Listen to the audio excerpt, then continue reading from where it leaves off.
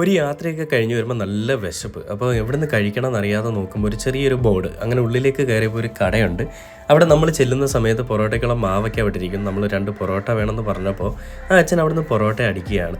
അവിടുത്തെ ഏറ്റവും സ്പെഷ്യലായിട്ടുള്ളൊരു ഫുഡ് എന്ന് പറയുന്നത് ഓംലെറ്റാണ്. അത് വെറും ഓംലെറ്റ് അല്ല, ചിക്കൻ ഓംലെറ്റും ബീഫ് ഓംലെറ്റും. അപ്പം നമ്മൾ നല്ല വിശന്നിരുന്നതുകൊണ്ട് നമ്മൾ പറഞ്ഞ് ചിക്കൻ ഓംലെറ്റ് മതി. ആവശ്യം അറിയിച്ചപ്പോൾ നമ്മുടെ മണികണ്ഠൻ ചേട്ടൻ നമുക്ക് വേണ്ടി ചിക്കൻ ഓംലെറ്റ് ഉണ്ടാക്കിക്കൊണ്ടിരിക്കുന്നതാണ് നിങ്ങൾ കാണുന്നത്. ഞാൻ ആദ്യമായിട്ടാണ് കേട്ടോ ഇത് ട്രൈ ചെയ്യുന്നത്.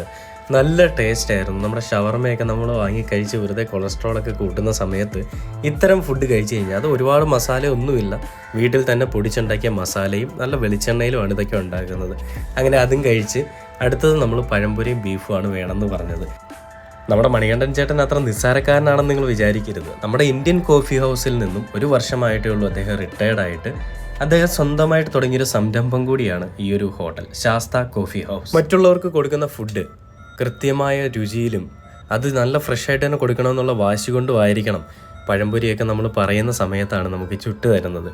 അങ്ങനെ നമ്മൾ പഴംപൊരിയും ബീഫും അതെല്ലായിടത്തും നമ്മൾ കഴിച്ചിട്ടുള്ളതാണ്. എങ്കിലും നമ്മൾ അവിടെ വെച്ചും അത് വേണമെന്ന് പറഞ്ഞു നമ്മുടെ മണികണ്ഠൻ ചേട്ടൻ്റെ ആ ബീഫിൻ്റെ ടേസ്റ്റ് അറിയാൻ. അങ്ങനെ നമ്മൾ അതും വാങ്ങി നല്ല ചൂട് പഴംപൊരിയും നല്ല ബീഫും കൂടെ കൂട്ടി ഒരു ചിക്കൻ ഓംലെറ്റിൻ്റെ വില വരുന്നത് 90 രൂപയും ബീഫ് ഓംലെറ്റിൻ്റെ വില വരുന്നത് 100 രൂപയുമാണ്. ഈ ഒരു പ്രൈസിന് ഏറ്റവും നല്ല ക്വാളിറ്റിയിലുള്ള ഏറ്റവും നല്ല ഫുഡ് നമുക്ക് കഴിക്കാൻ സാധിക്കും.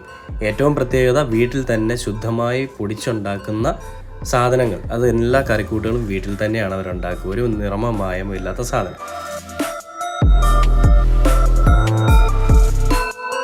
ഇവിടെ വെച്ചാണ് ഈ ചിക്കൻ ഓംലെറ്റ് പരിചയപ്പെടുന്നത്. അടിപൊളി. ഇത് കഴിച്ചു കഴിഞ്ഞാൽ എനിക്ക് തോന്നുന്നു ഇന്നർക്ക് വേറൊന്നും വേണ്ട. മസാല അതായത് ഒരു മായമില്ലാത്തതാണ്. നമ്മൾ മസാല സ്വന്തമായിട്ട് നമ്മൾ പൊടിച്ചുണ്ടാക്കുന്നതാണ്. മുളക് പൊടിയായാലും മല്ലിപ്പൊടി ആയാലും നമ്മൾ നെല്ല് കൊടുത്ത് പൊടിച്ചെടുക്കുന്നതാണ്.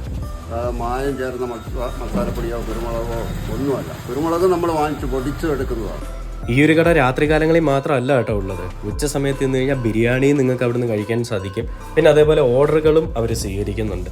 മിതമായ നിരക്കിൽ നല്ല ക്വാളിറ്റിയുള്ള ഫുഡ് നിങ്ങൾക്ക് ഓർഡർ ചെയ്തിട്ട് വല്ല പാർട്ടിക്കോ എന്തിനു വേണമെങ്കിലും ഓർഡർ ചെയ്യാം. അപ്പോൾ സ്ഥലം നിങ്ങൾ മറക്കണ്ട, കുടപ്പനക്കുന്ന് സിവിൽ സ്റ്റേഷൻ്റെ ഓപ്പോസിറ്റുള്ള ശാസ്ത കോഫി ഹൗസ് ആണിത്.